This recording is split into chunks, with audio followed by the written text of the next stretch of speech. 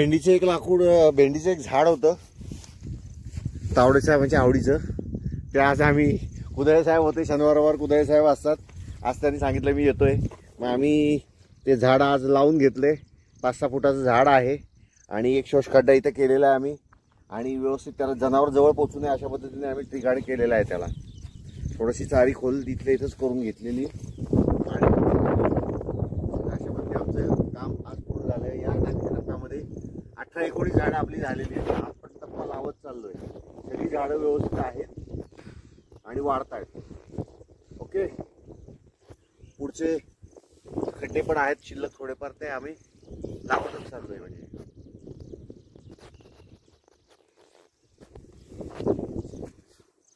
जनावर शक्य तिकडे येणार, हरण्याचं तोंड घातलं तर मला त्याची भीती. हरणार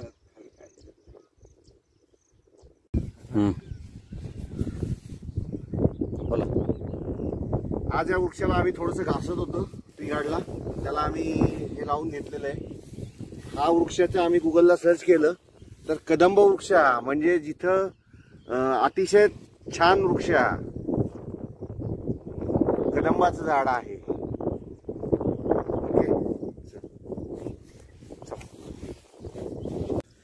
आपण शेवग्याचे 5 स्टंप लावले होते विजय शेटे यांच्या सहकार्याने. त्या 5 स्टंपपैकी शेवगे फुटत होते, पण हरणं किंवा जनावर खात होती, त्यामुळे परत आहे तसंच चित्र होतं. त्यामुळे आज आम्ही याला ट्रीगार्ड 2 शेवगांना टाकून घेतलाय. 5 शेवगांपैकी 2 शेवगे आज आहेत आपल्याकडं, तर त्याला फूट येते आणि फूट चांगली आहे. पण आम्ही त्याला फक्त संरक्षण लावून घेतलं की जेणेकरून ही झाडं 5-6 महिने ट्रीगार्ड काढून टाकायचे, जेणेकरून एकदा झाड वाढले की गरज नाही त्याला. ते एक झाड आहे आणि हे एक झाड आहे, ते झाड पण टाकते. त्याला पण बारीक कोंब आलेला आहे, म्हणजे त्याला फूट फुटते आणि जनावर खातात, त्यामुळे झाड वाढू शकत नाही. म्हणून आपण त्याला हे केलेलं आहे, ट्रीगार्ड केलेलं आहे. ओके, चला.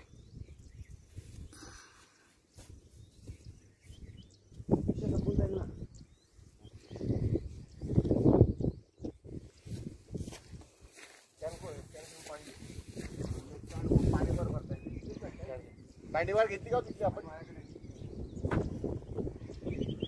2 कॅन घ्या. म्हणजे काय करू, त्या वडाला वगैरे चांगलं पाणी टाकू.